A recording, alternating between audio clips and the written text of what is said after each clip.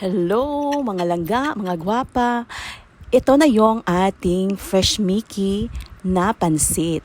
Una ay magpapakulo ng tubig at ilaswa ang ating fresh Mickey. Sandali lang kasi luto naman yung fresh Mickey. Ganun lang para makuha yung amoy ng fresh Mickey kasi alam natin na meron talagang amoy. At makuha yung mga dumi at sigurado tayong malinis ang ating pansit Mickey. Ganyan lang. Ngayon ay magigisa tayo ng ating mga ricados. Ganun rin ang aking pamamaraan tulad ng pagluluto ko ng pansit canton. Halos pare-pareho lang ang pamamaraan ko, kaso lang ang sa pansit Mickey ay ilaswa ko. Yung namang sa pansit canton ay kailangan mo siyang lutuin talaga sa sabaw.